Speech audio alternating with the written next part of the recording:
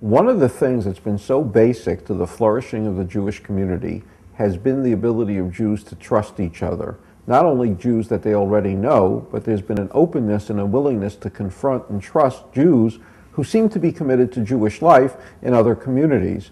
Historians have even speculated that this is what helped establish Jews as successful in international trade in the past, because a Jew could show up in a new community and through various connections find other Jews where he will be accepted and there will be a sense of trust.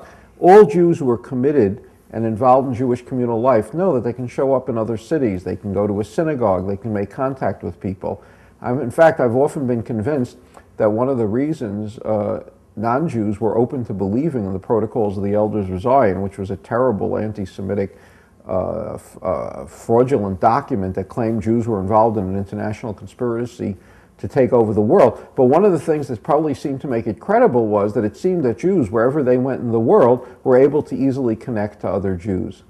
Now, when a terrible business scandal erupts, so one of the casualties of it is the whole issue of trust, because obviously the reason for the business scandal was somebody who evoked trust from people has now abused that trust. And therefore, it's very important that right lessons be learned and not wrong lessons. I'm not going to speak for a moment about the obvious lessons of checking into the financial background of someone you're dealing with and things along that line, and not putting all your eggs, so to speak, in one basket, because a lot has been already said about that. But I'll tell you what the lesson that I'm concerned about is that people will learn too much from this and learn negative lessons and learn, in effect, to also stop trusting. Because sometimes a bad incident can be an anomaly. I had an incident like that in my life. Friendships have played a very, very important role in my life, and I was once truly betrayed by a friend. He betrayed confidences, and not only did he betray confidences, he also made up things, and I suffered terrible damage and a lot of embarrassment from it.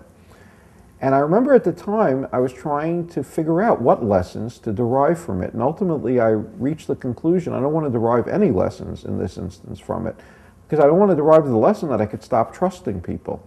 Because if I had had dozens of wonderful interactions with people and they proved worthy of trust, and as a result of the one negative interaction became a totally untrusting person, the price I would pay and the loss I would sustain would be great. There's a wonderful writing, a passage in Mark Twain, where Twain says that a cat that sits on a hot stove learns never to sit on a hot stove again. It also never sits on a cold stove.